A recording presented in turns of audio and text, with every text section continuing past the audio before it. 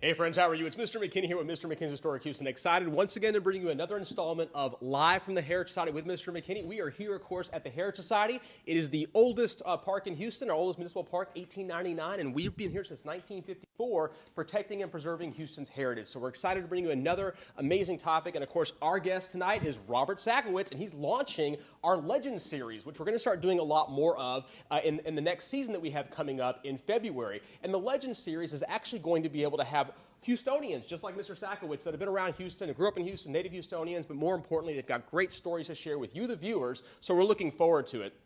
Okay, so Robert Sakowitz will come on a little bit later on, but for right now, we always make sure we welcome our Executive Director, Allison Bell. Allison Ayers-Bell, the Executive Director. Say hello, Allison. Come on down. Hello. Good evening. There she is. Well, Allison, so you've got some really exciting things happening. We've got a social event coming up we're going to talk about that I know our Director of Development, Laura Woods, is working on, and we've got some really fun things that are happening. So we're going to get started right now and give you a great update. Oh, that's the photo that you always like to see. I love to see your There you photos. go. That's, of course, Minette Basil, our board president. There she is, who was on the show last week, actually, when we surprised our guest last time. So let's keep going through, though. So let's talk about this event in this space, because this is all the buzz now, and it's coming up next week. So let people know what we're talking about. Okay, so the Heritage Society a couple of years ago started what was called See Interesting Places, and it's SIP. The short version is SIP.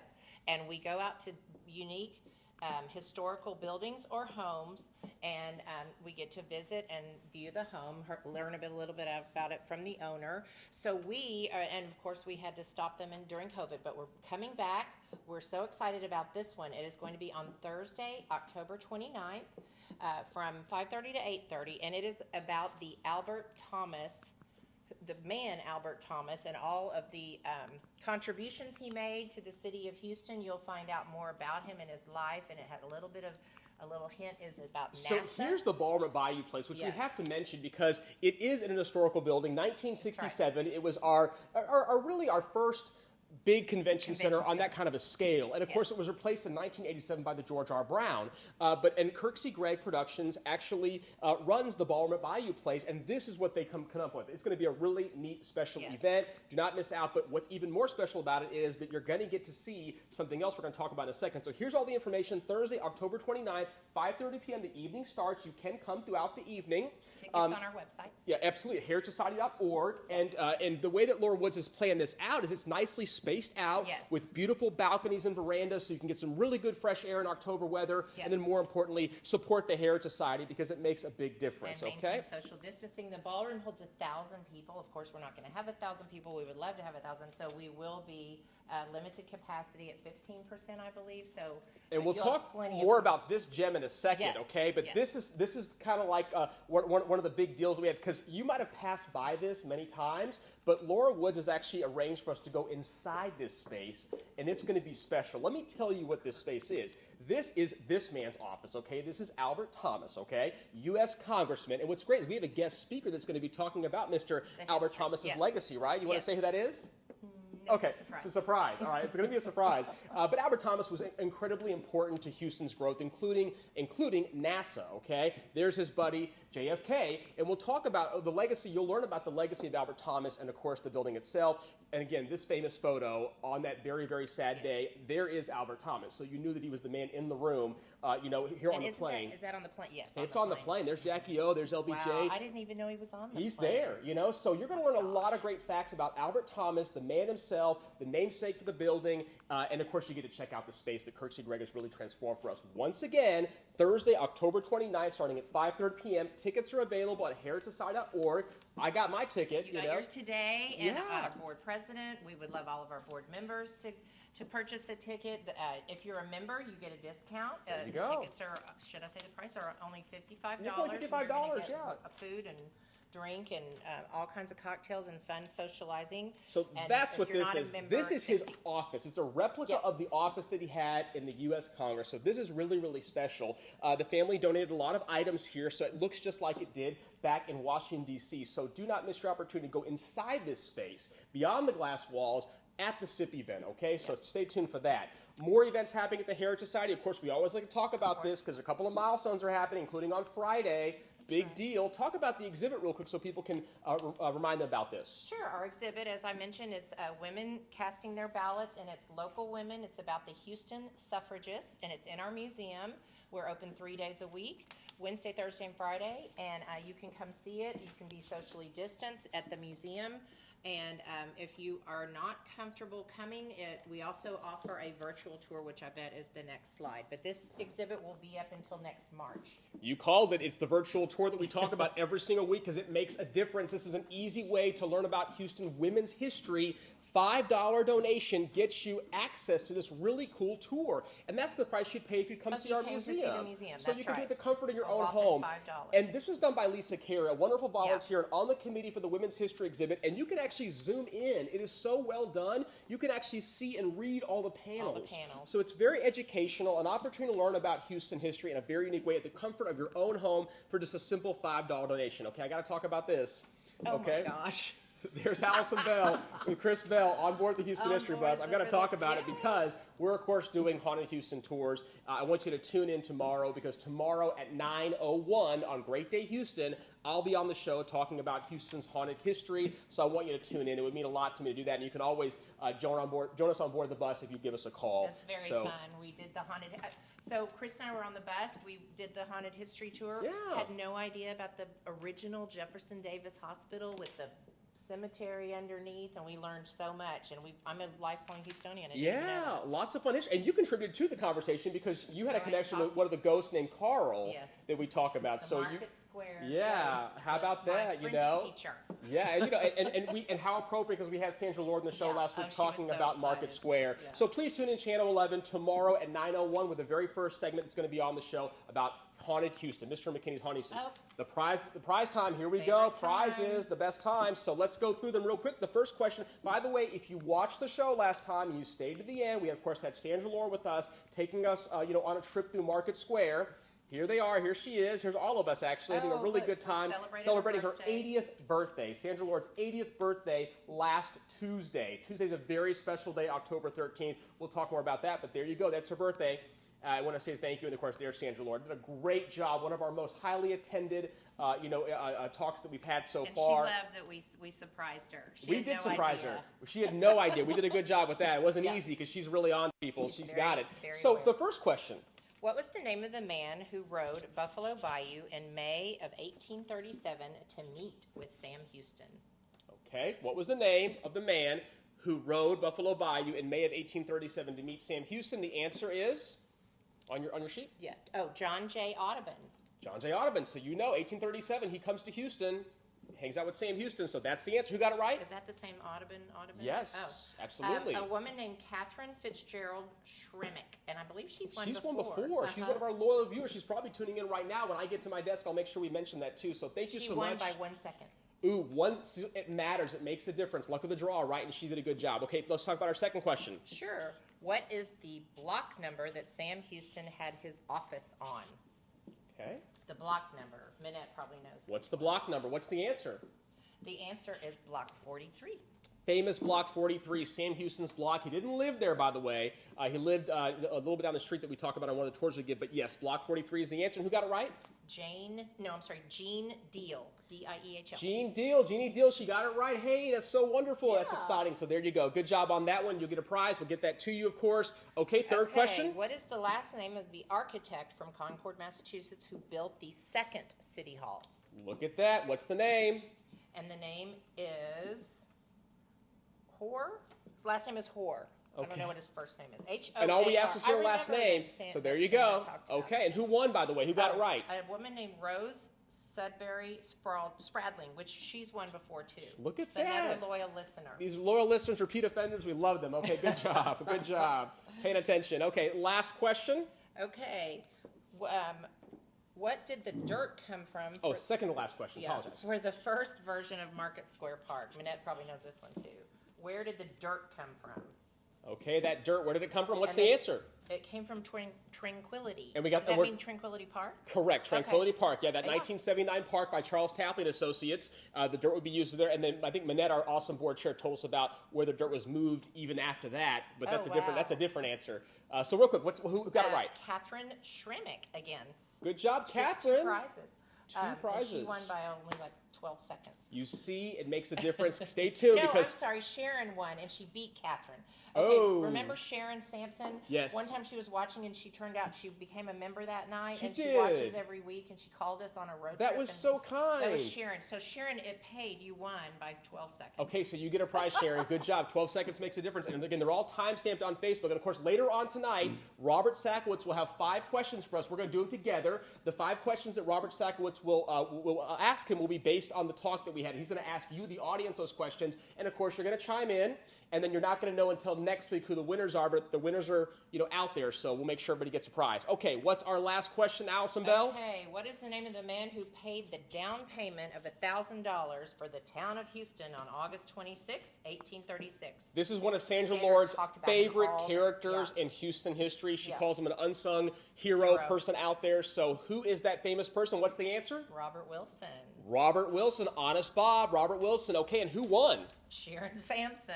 Sharon Sampson won again. She Okay, won so see that? 2 times in a row. That's okay, though. That's okay. Yeah. Lots of folks win multiple times because they're paying attention. So you should also pay attention and come join us on the Awesome Question. Okay, so last, let's see what else we have on here. Thank you again to sure. Allison Bell. We do appreciate it. There you go. Thank you Yeah, so much for thank that. you. All right. I want to make sure that we thank once again Kirksey Gregg for allowing this studio to become possible. You're going to see our phase 2 of the actual studio we have now today. Kirksey Gregg came here and let us borrow some awesome chairs and some wonderful plants and really made this space look special. So we're appreciative to him. So thank you so much for doing that, Kirksey Gregg Productions. We appreciate it. He's on our board, by the way, an active board member, but also a wonderful event space and event planner. A couple things are going on. Thank you again, by the way, to Sandra Lord. I want to make sure we thank her for speaking to us and talking about the history of Market Square Park. It was a great talk, and we had a wonderful audience, one of our largest audience to date, so we're looking forward to that. And by the way, you can still get a copy of her book everywhere books are sold. This is a great resource because it's the only resource in detail about Market Square. Yes, it's called The Ghosts of Houston's Market Square Park, but it really talks about the folks that made Market Square special, that embodied the area from the Allen brothers all the way out. So you want to get a copy of that book, okay? And you can do that wherever books are sold, including Amazon. Now, next Wednesday on the 28th is our Halloween show. We have with us somebody who's also special to the Heritage Society because he's been a docent here for numerous years. We have with us coming on that show Gary White. Gary White is a longtime docent and volunteer with the Heritage Society who is also on the board of the Harris County Historical Commission with myself, and he's somebody who specializes in Houston cemeteries. So he's going to talk about the history of Houston cemeteries, and he's going to talk about 2 famous cemeteries that are actually in the boundaries of the Heritage Society. So you have to stay tuned for that. You do not want to miss this show with Gary White. Great speaker. We're looking forward to having him in studio to join us. And, of course, if you missed the show, Sandra Lord's show that we did last week, and if you missed Barry Scardino Bradley, no fear because you can see these on our YouTube channel. Please, please, please subscribe to our YouTube channel at the Heritage Society on YouTube. Costs you nothing to do so. We only have about 240 subscribers, so we need some more folks to like our page on the YouTube channel. And by the way, if you have a Gmail account, you actually have a YouTube account because they're synced. They're interconnected. So all you have to do is go to YouTube, hit that subscribe button for the Heritage Society. And when you do that, by the way, you're going to be exposed to awesome Houston history. Great videos. Michael Dallio, our videographer in the past, he's done some wonderful videos on architecture, on the history of Houston tours, on African-American history, the homes themselves. So do not miss out. Make sure that you're part of our Instagram and our Facebook and our social media sites, including YouTube as well, okay? I also want to mention Barry Scardino Bradley is going to be on my radio show, The Houston Hour with Mister McKinney, and my special guest co-host Paige Myrick this Thursday at 3 o'clock. She is going to be a very tired lady because she's going to be on 3 o'clock on our radio show, and then on 6 o'clock, another special event. So the 22nd is the day of Barry Scardino Bradley. You do not want to miss out. So she's going to be on the show. Tune in on KPFT 90.1 FM on your radio dial or kpft.org on your streaming cell phone or internet. Barry Scardino Bradley. Another event event that she's going to be on October 22nd at 6 o'clock is a partnership with the Heritage Society and AIA Houston. We're also co-presenting Bear Scardino Bradley, talking about her newest book. And it's, once again, that's our partnership over here. The newest book is The Improbable Metropolis, okay? And you, by the way, can go to heritagesociety.org to get information about this talk. It is happening once again on Thursday, October 22nd, this Thursday at 6 o'clock. Do not miss out. It's all about her brand new book, The Improbable Metropolis, in detail about Houston architecture. And for those architects out there, there is credit hours that are being available, so you don't want to miss out on this opportunity. Once again, you can also, by the way, buy a copy of the book, The Improbable Metropolis, here at the Heritage Society, and it benefits the Heritage Society, okay? So you can go to our website or contact Allison Bell, call our main line. She'll be happy to help you get a copy of the book. The book is wonderful. It's detailed. It's thick. It's got some great color photos, and it's a great resource for any Houston history library, okay? All right. I do also want to remind you always to make sure you like and follow Mr. McKinney's Historic Houston and the Houston History Bus, because that's where we air this show on Mr. McKinney's Historic Houston on our Facebook page. Make sure you're liking it, and then also the free tours that we offer as well. That's really important on board the Houston History Bus. We do it all the time. You can always give us a call. We'd love to have you. And there's all the information once again, okay? Let's see what else we got here. Lastly, this Friday at 11 a.m., I want to mention an event for the greater good on Facebook Live at 11 a.m. I'm partnering up with Houston Mod, a great organization that focuses on mid-century architecture. We actually had them come speak. So Mr. McKinney and a classic car gentleman named Dean Forbes, who owns a rare 1956 Lincoln Mark II.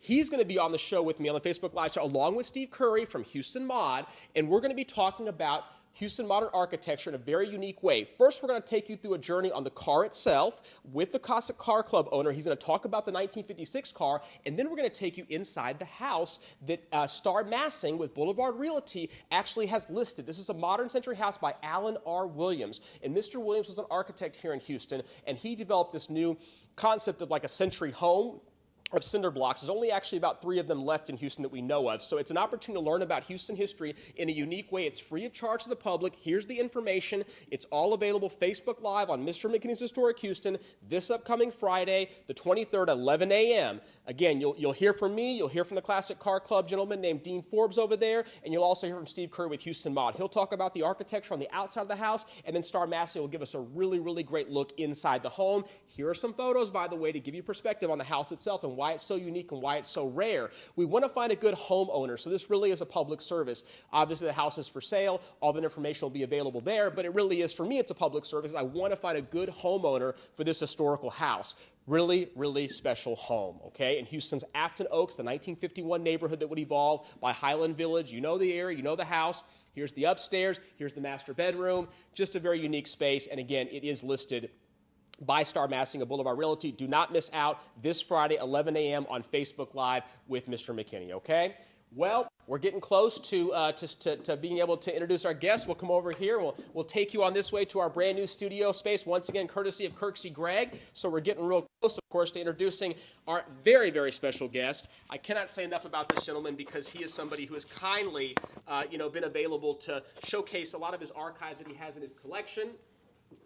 And he has a collection, by the way. I mean, if you've been tuning in to a lot of what we've been doing here at the Heritage Society on our Facebook page, you probably saw a lot of these great just photos of items from the Sakowitz family. So what we want to do is this. We want to, of course, welcome our buddy, our pal, the one and only Robert Sakowitz. Come on out, Robert, and say hello.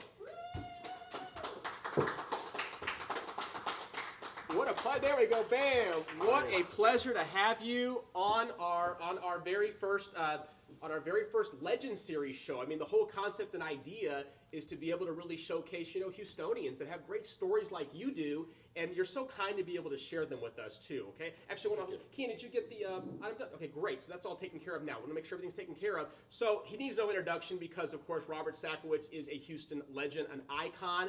And he's owner of Hazak Corporation, which I want him to tell us all about that, because people probably also want to know, what have you been up to, all this time? So really, let's first talk about that. I mean, I think the company that you created kind of happened in a very interesting way. What have you been up to all these years? And then tell people about because you're actually celebrating a milestone with your company, right? Or you've been around for how long? Well, we started in 1990. Yeah. So we're talking about the 30th anniversary. Yes. That's exactly right. Hazak Corporation, which is H-A-Z-A-K, stands for, when you translate it, it means be strong. And it's an old Hebraic text that at the end of reading the 5 books for the Jewish holidays, you end up reading the Torah, and it actually ends up 52 weeks, strangely enough. Every Sabbath, 52 Sabbaths. By the time you finish, there's a prayer when you're scrolling up and starting all over again, which is Hazak, Hazak, which means be strong, and together we'll be supported by each other. And I was starting all over again. I had to start a new company, and so I actually went and asked, is this sacrilegious if I name my company Hazak? And the rabbi said, no, not in the slightest. I think God would look very kindly upon that, which started off as a business strategies and marketing consulting business. And it's very, very diverse. It's multi-industry and multinational. Started off, of course, consulting in retail with my first client was Creed's in Toronto, Canada, and then Saks Fifth Avenue, IKEA, Mills Corporation, a number of different companies. But it went from that to shopping center developments and to software companies, a coffee company called Fresh Brew, which is still very, very 95% private label, which does all of American Airlines coffee. And now I'm doing Coca-Cola, Costa's company. But then also some software companies that are one that's legal digital documents and blockchain. So there's a number of other things that I like to consult with. I never get bored because I like all the different diverse industries, and that's fun. Although needless to say, I started off at the age of 9 marking shirts when my grandfather said, time to go to work, when I was 9 years old. In a family business, there's no such thing as child labor law. You go to work when your family tells you to go to work. And he had as well. Mr. Evans, I'm going to ask you to hold this. This is the microphone. Sure. And people are saying we can't hear, so that's going to be a lot better to hear with. So Okay. that's your microphone. Absolutely. It's kind of unique. Hi there, fella. How are you? Let's start at the beginning, I guess, with my great-grandfather. Well, real quick, with Hazak, you tell Yes. you tell a great story. So those of y'all not familiar with the company, by the way, you might know the store IKEA. That came to their rescue. And so if you've ever been inside of an IKEA, by the way, you have Robert Sakowitz to thank for being able to go to the restroom. Tell them why. Basically, I got a phone call, and the IKEA Corporation said, we have taken over 9 stores in California, and they're doing well because there's enough of them to do economies of scale. We've got this one in Houston, and it is just killing us. It is losing money hand over fist. Tell us what to do, including close it. So I said, fine, you got to tell me, what are your sacred cows? And they said, what do you mean sacred cows? And a sacred cow is, in a company, basically I'll be studying and I'll be making some suggestions and I'll come across something and you'll say, oh, no, you can't touch that. You can't change that. Well, I want to know what those are. And the folks from IKEA said, well, there's 2 things, actually. Number one is that our owner, Ingvar Kamprad, IKEA, is very, very proud of Sweden. So he paints the stores the colors of the Swedish flag, which are yellow and blue.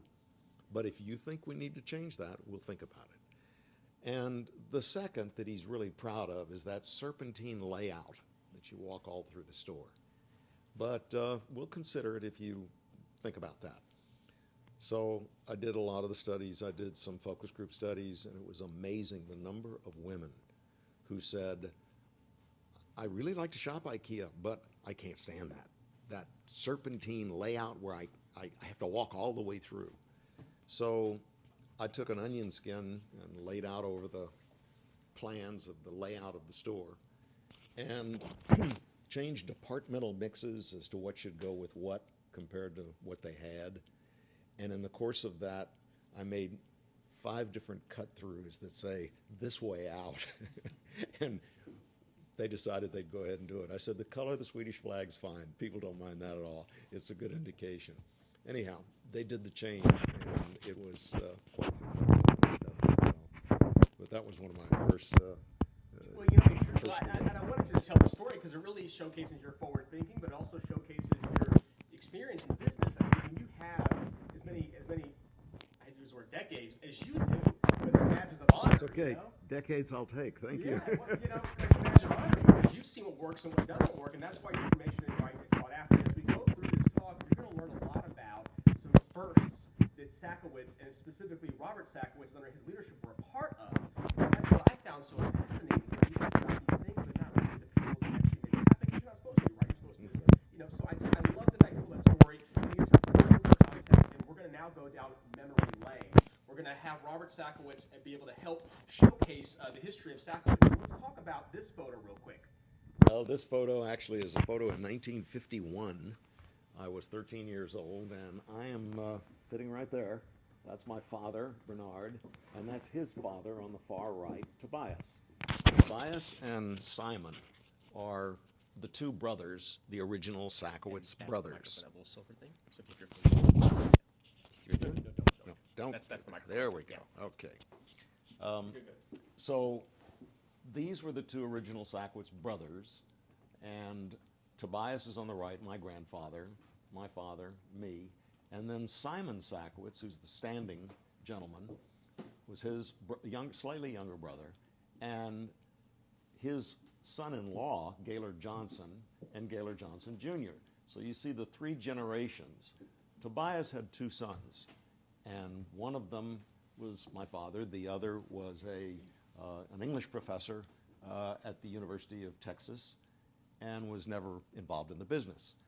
Simon had two daughters, one of whom married a gentleman who was an attorney in Dallas, and the other was Gaylord Johnson, who was a Rice graduate, who's actually a chemist, and went into the business for a long time, and that was his other son-in-law.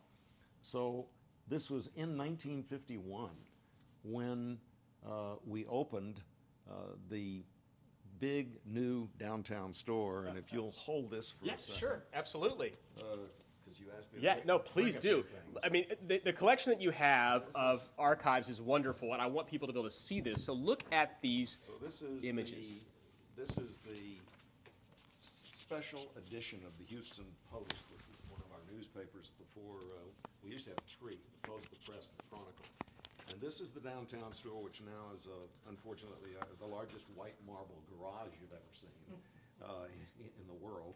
And this is the Main Street entrance right there, all air conditioned. And every part of this newspaper is about their stories about the uniqueness of that Sakowitz store. And we're talking about all of this entire section, which, needless to say, we helped to put together with the Post.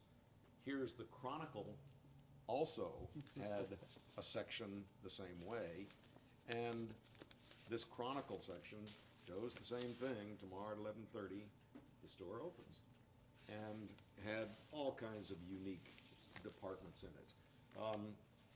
My father, Bernard Sakowitz, was really astute in what he was putting together when he was trying to do this store, because basically one of the lessons I learned from him is the smartest thing you can ever do when you're trying to figure out what to do is to ask your customer what they want.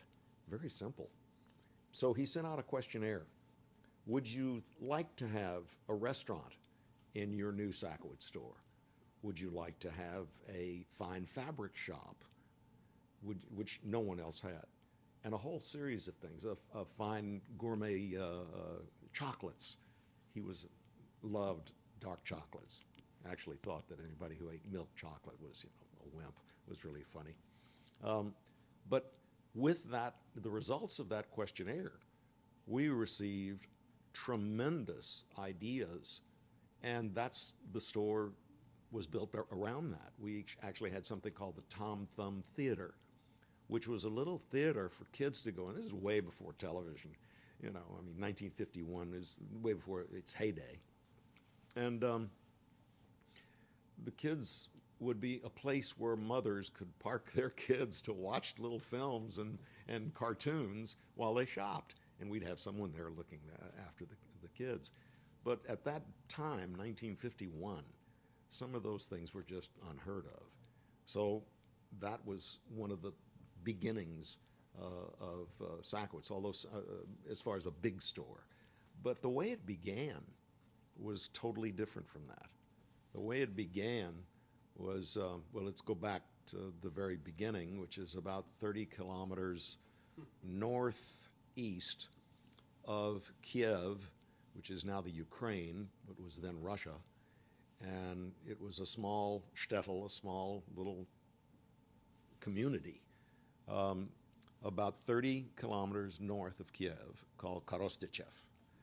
And my great-grandfather and his teenage son found out that they were going to be conscripted into the military. Well, back then, if you were conscripted in the military, and unless you were an officer or a Cossack, you were cannon fodder. So he knew he'd get killed. He knew his son would die. So they literally got the money together and got on a boat and came to America. They left his wife and second son Tobias, my grandfather, third son Simon, and daughter Rebecca, and came to New York. They came in through Ellis Island, and if you have ever seen Cyrillic Russian, there are 33 symbols in Russian, in Slavic, and one of them looks like this, and he figured the name was Tchaikovich, and Chai, that symbol. They're symbols instead of letters. And so the fellow at Ellis Island looked at it and he said, I guess that's an S, and I guess that's an A, and I guess that's a K. Well, at the end, Tchaikovich, at the end, looks like an upside-down question mark, the symbol. And that's why there's so many Vitzes and Witzes and Vich, because he said, I guess that's an I and a TZ. So he created the name Sakowitz. It was a non-existent name. He made it up. And they came into the city, and for a short period of time he tried to make money and get a job. And there was a group from Galveston. And Galveston was the pearl of the Gulf Coast. It was absolutely the Wall Street of the Southwest at that time. And this is 1886. And so there was a group saying, we have jobs for you. We have all kinds of trade. We even have an opera house. But, cotton and timber and cattle, this is a place that has jobs. So come down to Galveston. And I'm pretty sure that my great-grandfather, I don't know this for a fact, but I'm pretty sure he said something like, New York, Galveston, what's the difference? I'll go down there. So he and his son came down, made enough money to buy tickets for his wife and the rest of his children to come in the next couple of years. My grandfather was left in Russia to take care of his grandfather until he passed away about a year later. And then he came.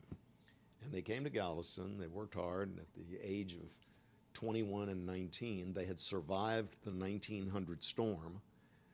Barely survived it, but survived it. And so they started their own business in Galveston in 1902. And it was a gentleman's haberdashery, just men's, cufflinks and, cuffs and collars, ties. They couldn't afford to buy an inventory of suits and things like that yet. But they built up the business, and Houston was just a thought at the time, but it became much more a thriving city after Spindletop in 1902 in the oil business. And so they started sending things down Buffalo Bayou, needless to say, and Galveston was the recipient of all of that. Houston began to thrive. So great Uncle Simon, my father's brother, the tall one who was standing there, he decided to come up to the little store they started a little store on Main and Prairie. And in 1915, there was another great storm, capital GS, which means it's larger than a Force 5 hurricane. It's the biggest. And because they'd built the seawall in Galveston, not as many people perished as they did in the 1900 storm, which was somewhere between 8,000 and 10,000. But in 1915, that storm was enough for my grandfather to say, that's it, Galveston is never going to come back as the metropolis it was, and Houston is booming, let's all move up. And at that point, they moved all of the inventory up to this building, which is the Kym building, which is Main and Preston, and really began to expand, a little men's and boys store.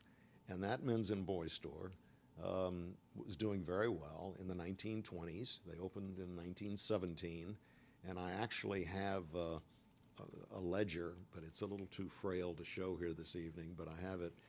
That is the inventory of December 31st, 1917, and it actually records the Houston store and the Galveston store before they moved downtown. So it's a real wonderful archive for our family. In any case, we did well, the family did very well during the 20s because it was booming with Houston. And in 1927, there's an old, rumor has it, shall we say, that, or legend has it, I guess, that Houston was being sort of fought over as to the way it should grow. The Sterlings of Humble Oil and Refining Company, one of the families, 5 families, had bought property up and down Texas Avenue. And Jesse Jones, who was a major financier, had bought property up and down Main Street. And Jesse Jones said Houston should grow north and south, and the Sterling said it should grow along the Buffalo Bayou east and west. And Uncle Jesse, as they call him, came to my grandfather and great uncle and said, I understand you want to expand your business. And they said, yes, we do. And he said, well, you hold on to that property you're trying to expand. I don't want you to go there. And they said, well, what do you mean? Well, I'm going to build the tallest building west of the Mississippi. I'm going to end this nonsense, is what my grandfather quoted him as saying. I'm going to end this nonsense. I'm going to build the tallest building west of the Mississippi on Main and Rusk, and you're going to take the first 5 floors. Well, of course, my grandfather said, how are we going to take the first 5 floors? You must be kidding. He said, no. I'll put in the inventory, I'll put in the furniture, fixtures, and equipment. You just put in the inventory of your merchandise and your charge accounts, your credit cards, whatever. And he said, well, where do we get this merchandise? Well, go lease it, but put it all under Sakowitz's name. So here's a photograph that was an article in the paper that shows one of the tailors of Sakowitz, Simon Sakowitz, Jesse Jones, my father Bernard, and Tobias Sakowitz, all talking about this new Gulf building store on Main and Rusk. And I don't know whether you've got a photograph of the interior. We have the interior. Yeah. Of Main and Rusk, but you've got one there that you might want to show people. Here's one as well. Well, actually, this is the first one in Galveston. That's the Galveston store, with my grandfather and great uncle. My great uncle has a tape measure around his neck, so it's fun. But everything just continued to grow and thrive when they opened the store in 1929 on Main and Rusk. Literally, they opened in July of 29, and 3 months later was the Wall Street crash, August, September, October. And if they had not done that deal with Uncle Jesse, as they say, I'd have never been involved in the retail business, I'm sure. But that was the way that happened. They ended up moving in, and they could afford to give credit to Houstonians because they owned the inventory and the receivables, and they didn't have to be paying down on the mortgage, just a reasonable rent. They didn't have to be paying back everything for the furniture and the fixtures and equipment. So that company and that location did very well through the 30s and 40s. And in 1949, after the war and after my father came back from being in the Air Force, we got involved in, needless to say, this store that we were just talking about, the White Marble store downtown. That store had 225,000 square feet. So that is a very large expansion, especially from when you look at this little thing that was, probably 800 or 1,000 square feet at the most, and that's 225,000 square feet. It was really a marvelous building and had all these new things that I was just talking about. Needless to say, the building that was on Main and Russ, the Gulf building, was much different from this. One of the things that was fun that I remember, one of my earliest memories, and that's where I was also marking shirts at the age of 9, was that you had deliveries to your basement by way of a freight elevator that rose up from the sidewalk. And I remember there were alarms that would go off when the sidewalk all of a sudden would open up like this, and this arch would come up, and there'd be this freight elevator, and people, would take the delivery guys would take all the freight off of the truck and put it onto this landing of this elevator and take it down. I remember riding that elevator as a little kid up and down, and then actually working in the receiving room. So these are a whole series of the photographs. Talk about this space, because this space was very popular, right? This was, you don't see the tables there. This is before they put the tables in. This was the Sky Terrace restaurant. To this day, I'm so pleased when so many women walk up and say, I used to remember as a little girl coming to shop at Sakowitz, but we would always go up to the Sky Terrace and have lunch with my mother, my grandmother, or whatever. And a number of country clubs actually admitted that they did, copied the recipe as well as the dish of one called a salad symphony. And it was a big, almost half a head of lettuce, but here's this head of lettuce with a shrimp salad, a chicken salad, and a fruit salad. And I used to say it's perfect, complete meal. You have a shrimp salad as your first course, you have a chicken salad as a second course, and you have a fruit salad with a poppy seed dressing for a dessert course. We had all kinds of menus, and when we ended up doing our festivals years later, we would always create a menu, especially for the Sky Terrace, that was in keeping with the theme. Now, what you're looking at here, what you're looking at here is a photograph that was of the Post Oak store. Before we do that, let me show you one other thing, which is again a little archival history. Oh yeah. And this was in 1955, April of '55, and it shows a dual announcement. Sakowitz will build 2 stores. We wanted to build at Post Oak because that's where our customers were in the southwest part of town.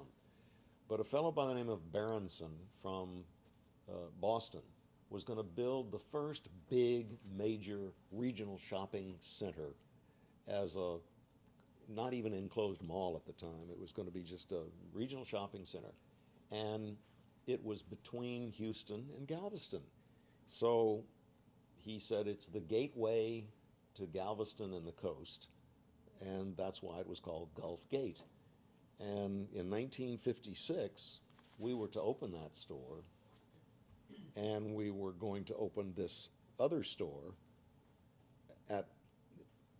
in the southwest part of town, and now known as Post Oak, at a later date. What happened for Post Oak and Westheimer, however, is the Gulf Gate was built first, and that delay had us move to the Post Oak and Westheimer site in '59, which gave us time to absorb it. And as you can see here, this architecture changed completely to the colonial white building that you see there by the time we got to the 1959 period, because people wanted less modern, they wanted something traditional, they wanted something fitting in with River Oaks and Memorial. And one of the keys to our success in expanding in Houston was to what we call follow the tree line. So wherever there were lots of trees, we'd go look for where that location ought to be. But in '56 we opened Gulf Gate, then in '59 we opened Post Oak, and when we went there it was a cow pasture. My father and I sat on the corner and counted cars. That was a very sophisticated marketing at that point, being facetious, but still. So we literally, within 3 years, built these 2 expanded stores. So the decade of 51, 56, 59, 3 big expansions. I came back after college to join the company. And from Harvard. From Harvard. Yeah. Well, right after I graduated from college, I went to work in France at a department store called Galeries Lafayette and learned a lot. The French and the European way of doing business was very different from the American way.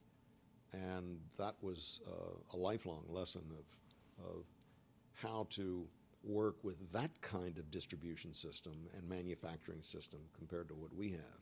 And that enabled a lot for me to be able to work with later. Not only the people that I met in subsequent years, but also the Europeanization of the American distribution system, which later on had me come to bring André Courrèges, Yves Saint Laurent, Valentino, Missoni, Kenzo, lots of these other designers, literally first in America, as well as the London store called Fortnum and Mason, which was just this incredible palace of food and wine, which gave me the idea to try and emulate that, and instead of just the chocolate shop called the Tastemaker that my father had created, I said, people are less interested in that and they're more interested in gourmet food and fine wine now. That was long before specs. That was literally, there was no one doing fine and rare wines. And I started off at Sotheby's auction house at an auction for the Duke of Norfolk's cellar, and walked in to the auction house at a time when we didn't necessarily have a fashion collection that I had to go see. And I started bidding on some wines because they were very reasonable and they were really fine wines. And I had learned about wines when I was working at Galeries Lafayette from a mentor who was my father's commissionaire. Let me just say one other thing here about my family and my father. It took me years later to realize that not many men have the good fortune I had to have a father who was not only instructive and yes, had high standards, but was extremely encouraging and built up my confidence, and was just, a lot of guys don't have the good fortune of having a father to do that, and I was privileged to have that. And there's probably nothing anybody can have in life better than a loving and supportive and encouraging parents, which I was blessed with having. So my father did something that I urge every man who's watching this. My father, when I'd come to him with some harebrained idea, he'd say, well, go pencil it out. And of course, I realized that after a couple of times I had to do that in the very beginning anyway, and I would. And if it didn't pencil out, I would have never brought it to him. And if it did, 95% of the time he said, let's try it. If it worked, and fortunately, most often it did, people would come up and say, Bernard, that was a great thing. I mean, that Festival of the Arts and this shop and these ideas. And he would say, don't compliment me. Go tell Bob. Go tell Robert. And if it didn't work, the few times it didn't, he would say, well, we thought it was a good idea at the time. He took ownership in it. You just have no idea how that makes a young man feel and how encouraging. And people need that kind of confidence to be able to grow, to be able to thrive. And I didn't mean to digress much, but there's not a lot of things that in a family business that are always that constructive, because lots of times there are some very, very difficult situations with family. But in this case, I was truly blessed, and I just encourage anyone who's a father, and I encourage you, if you're a son, to at some point sit down and just write, a note to both your parents of how much you appreciate what they did, because we don't do enough of that. I didn't mean to digress. No, that's a great advice, and know. Obviously you're passionate about it, and it touched you, and you come from a long legacy of really great men, that I think Yep. have shaped our city. Talk real quick about this catalog, because it is October now, and it's about the time the catalog would have been coming out. Yep. So take us back to 1966, take us back to, really, and take us all the way to 84, I guess. Yes. But just some of the fun things that the catalog had. One of the signature events on the front page, on the inside cover, and sometimes first page, is what? The ultimate gifts. So, I'm not that smart. It's just there was a guy named Charles Revson who was one of the founders of Revlon, Revlon, cosmetic business. Revson was his name, and his partner was Charles Lackman, and the L in Revlon came from Lackman to be Revlon. And he used to say, take a good idea and make it a lot better. And, I took that to heart. And Stanley Marcus was a brilliant merchant, and so why not tear a page out of his book? Bernard Gimbel of Gimbel's in New York was a brilliant merchant. Well, Bernard Gimbel came up with the idea of the phrase, does Macy's tell Gimbel's? Gimbel's was about a third the size of Macy's, but when that got out as a saying, all of a sudden people started thinking that Macy's and Gimbel's were equal competitors. Well, I remembered that, and I figured, okay, Neiman's is 5 times the size of Sakowitz. They are a public company by 1969, and we were privately held. Not only were we privately held, but we twice in 65 and then in 74 bought out the other half of the family. So twice we sort of ate ourselves. We had to buy the other side of the family. Long story. I'm writing that book now. But it's really an interesting thing. So I was trying to be able to expand at the same time. And Neiman's, with their his and hers in their catalog, I thought was just wonderful because it made all kinds of press. His and her submarines, his and her this. So tearing a page out like Bernard Gimbel did, I said, okay, let's do something just a little different. Because people kept coming to me and saying, Robert, what can I get my wife that's different? Or the wife would come and say, what can I get my husband? He has everything, and I've got to get something unique for him. And I got that so many times that we started thinking about what can we get that's really different to offer, and we'll offer it in our Christmas catalog so everybody sees it. And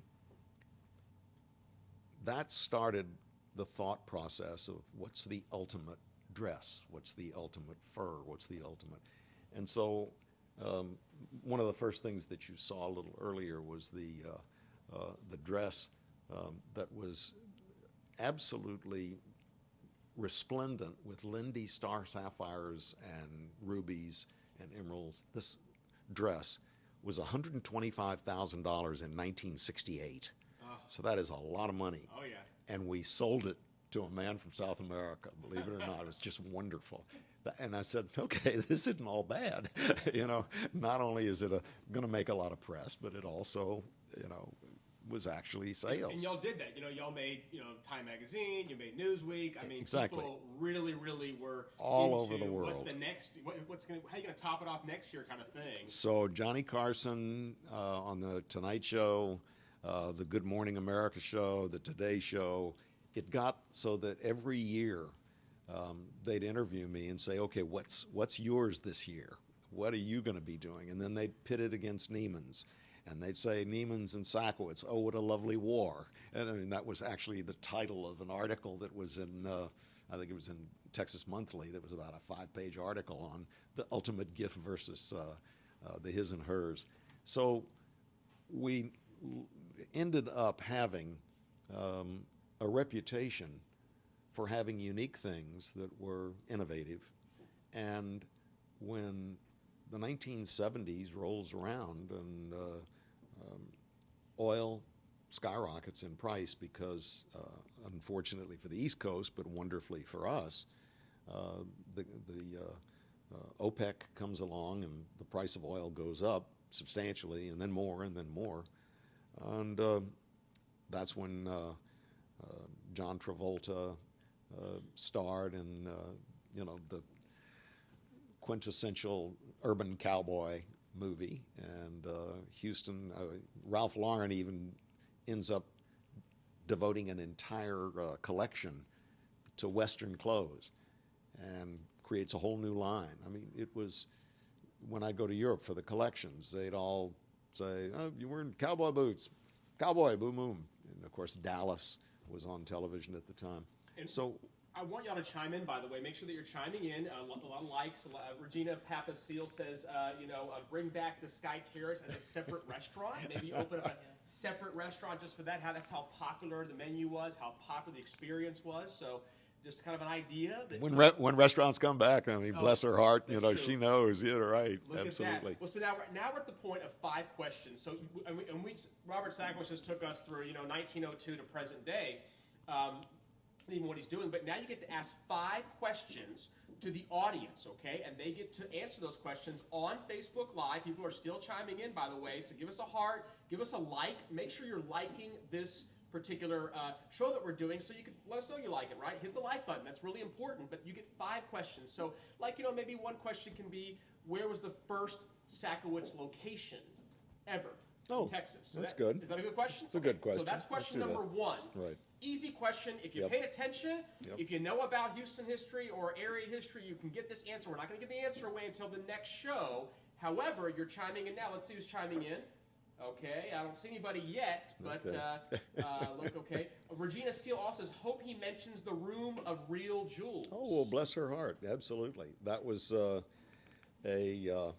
we had, obviously, costume jewelry, but we actually had a fine jewelry department. And that jewels and furs that were precious stones was all in keeping with the same thing. So I ended up being friendly with a number of the famous jewelers. Harry Winston, Ronnie Winston, his son was a good friend, Van Cleef and Arpels. All these different jewelers we got to know quite well for our Room of Real Jewels. And it was right there on the first floor, sequestered in the downtown store in that little area. Another thing that was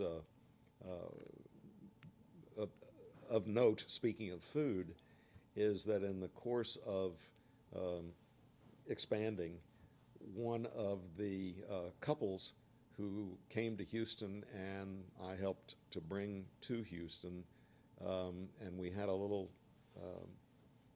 restaurant for them, was the Lenotre family, who have now, of course, done an incredible job in creating their own culinary school and all the rest. And Maria and Alain are wonderful people. They do a great job. But we actually had a beginning for them in Houston when he left his father, Gaston, in Paris. So a second question. Second question. Who was instrumental in the big expansion to Main and Rusk in Houston? Look at that. What Houston major icon, right? I mean, golly, and that's a big deal to be partnered with them. So what major icon? Mr. Sakowitz talked about it earlier. Okay, you know who we're talking about if you watched the earlier part of the show, but you maybe know Houston history. So who was that Houston icon that partnered up with Sakowitz to bring them into that 1929 iconic building you talked about earlier? They anchored that space on the first 5 floors. Okay, next question, number 3. Question number 3, and this is going to be a toughie, I guess. The name of the person from Boston who convinced us to go into Gulfgate. That is a hard one. Now, it's tough. And you do his accent, so you give a likeness of him so well. You know, he was a character, right? And yes, he was somebody a character. Who people knew. Okay, so the name was said heavy, earlier. Heavy Boston accent. You got it. Yeah, so absolutely. if you heard that earlier, that's going to be a hard one, but you can always go back and watch the video. But we like that. One tough one's not too bad. Okay. How about question number 4? Question number 4 is, how many Sakowitz brothers were there? There you go. It's a good one. Okay. And you told me a fun story too. That in the story, it was never like you were Mr. Bob or Mr. Robert. You know, I mean, because you couldn't say Mr. Sakowitz, or 4 people would turn around. So you know, he was Mr. Tobe, Mr. Simon, Mr. Bernard, and Mr. Robert. Yeah, I love that. And one of the reasons it was not Robert, I mean, it was Robert instead of Bob, is because when I was working in France, I got accustomed to Robert. Instead of Bob. You couldn't say it so well. So, you know, it was kind of fun. I think we're on to our 5th and final question, right? Does that sound about right? Yeah. I think we are. Okay. 5th and final question. What was it that my father really loved and created a department just for it? Good one. So what was the department that his father created just for that? So what's something he loved? Again, it's in the original. We talked all about it, so it's there. Yeah. Thank you. And it's corollary. What didn't he like Exactly. that was tied with that? Well, so those are the 5 questions. You can chime in now. Some people are chiming in as we speak. Like I said, Helen Bishop, Catherine Shank earlier too, Martha Lutz. I mean, all these great folks are chiming in. So we do appreciate you doing that. Well, so not a couple. Last week, so when we had breakfast. This is for you, by the way, because oh my goodness, there's just a card. I'll let you have that. Thank you. But it's not the ultimate gift, okay? I'll let the ladies come out here too. Why don't you come out, ladies, and we'll say a little happy birthday to you too. We want to say happy birthday. Oh, thank you. So we got you a little something, which actually was October 13th. Exactly, so she's last not. week. That's not right. Too far away. There's been that. Oh my goodness. How sweet. That is so nice. Try to put this so we don't want to put your right. display here. Look at that. That is wonderful. Well, we just want to say thank you. I mean, you know, you're an icon, a legend, and you're sharing your knowledge with us this evening. We do appreciate it here at the Heritage Society. You've got strong ties.